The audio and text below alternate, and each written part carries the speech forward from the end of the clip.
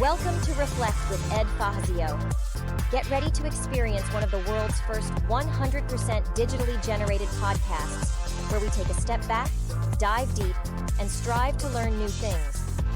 Join us as we unpack thought-provoking ideas, personal reflections, and inspiring stories to help you stay in the know. Reflect is brought to you by the minds at ByteBrain and powered by emerging technologies from Google, HeyGen, OpenAI, and 11 Labs. Thanks for tuning in. Now, relax and prepare to reflect.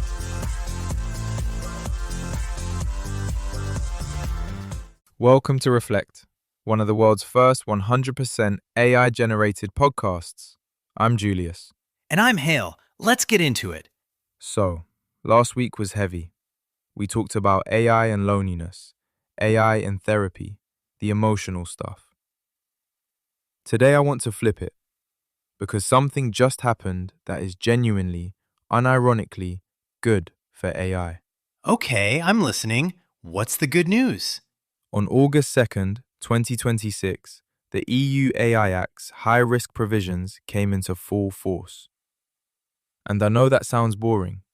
I know regulation doesn't get your heart racing, but hear me out, because this might be the most important AI story of the year. Okay, what changed on August 2nd specifically? Customer-facing emotion recognition AI got reclassified as a high-risk AI system under the Act. That means any AI that analyzes your voice, your face, or your behavior to infer your emotional state now has to meet a massive compliance standard. Conformity assessments, human oversight requirements, transparency obligations, logging mandates, fines for non-compliance, up to 15 million euros or 3% of global annual turnover, whichever is higher. 3% of global turnover? For a company like, say, a major telecom running voice analytics on customer calls, that's real money. That's catastrophic money. And here's the thing most people don't realize. This isn't about banning emotion AI. The EU explicitly chose not to ban it.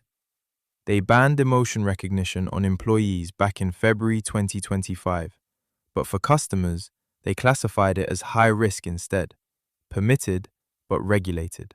So the EU is saying, we're not going to stop you from using this technology, but you're going to prove it's safe, you're going to tell people you're using it, and you're going to have a human in the loop. Exactly. And the transparency piece is the one that's going to hit hardest. Article 50, Section 3 of the AI Act requires that deployers of emotion recognition systems inform the people exposed to them. Clear, meaningful notice before the analysis happens. So instead of secretly analyzing someone's voice to see if they're frustrated, you have to tell them first. Which sounds obvious when you say it out loud. But how many customer service calls right now start with, "This call will be analyzed by an emotion recognition system that infers your emotional state from your voice"? Approximately none. Yeah, that's going to be a fun conversation for a lot of CX leaders. But here's why I'm calling this good news. Because the alternative to regulation isn't freedom. It's a race to the bottom. Without rules, the company that's most aggressive with emotion AI wins market share. The company that's most careful loses. And eventually, someone gets hurt, there's a scandal, and the whole industry gets banned. The EU is basically saying, we'd rather regulate this now than scandal ban it later. Which is, a refreshingly adult approach to technology policy. And it creates something that every AI adoption effort needs. Trust. Think about it. If you're a customer and you know the company has to tell you when AI is analyzing your emotions, has to have a human reviewing the output, and faces massive fines for getting it wrong, you're going to trust that interaction more than one with zero oversight. Trust is the prerequisite for adoption. We've said that on the show before. And regulation is one of the few things that can create trust at scale. Not trust us, we're a tech company, actual, enforceable, auditable trust. And there's a counterexample that shows what trust-first AI looks like in practice. Siemens and NVIDIA just announced a partnership to build self-verifying agentic AI workflows for semiconductor design. Self-verifying? What does that mean? It means the AI checks its own work before presenting results to humans. In semiconductor design, the verification process is everything. A single error in a chip layout can cost millions.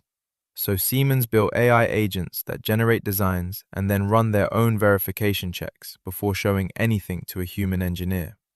The human reviews the verified output, not the raw AI guess. So the AI is basically saying, here's what I made, and here's my evidence that it's correct. The human doesn't have to trust the AI blindly, they can trust the verification. Exactly. And that's the model. Not AI replaces human judgment. AI does the work, proves it's right, and the human makes the call. The EU regulation and the Siemens example are the same idea at different scales. One is government saying prove it's safe. The other is engineering saying prove it's correct. And both of them are saying the same thing. Trust isn't a vibe, it's a system. You build it through evidence, transparency, and accountability. So if you're an enterprise leader watching this, here's the actionable piece. The EU framework is going to be the global standard, the same way GDPR became the global standard for privacy. Even if you don't operate in Europe, start building to that bar now.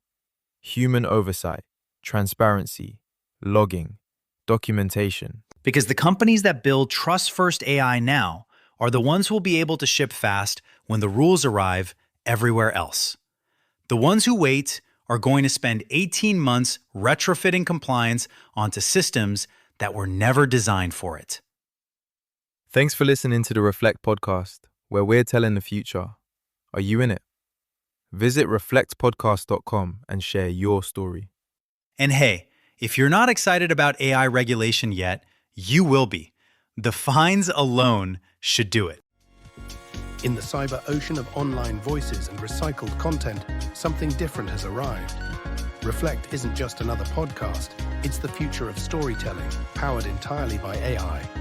From curating data to assembling thought-provoking ideas, we've redefined how journeys are told.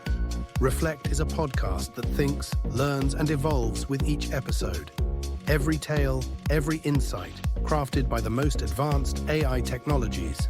A podcast that disrupts the industry, breaking free from traditional formats, taking you on an entirely new experience. So tune in now and reflect. We're telling the future.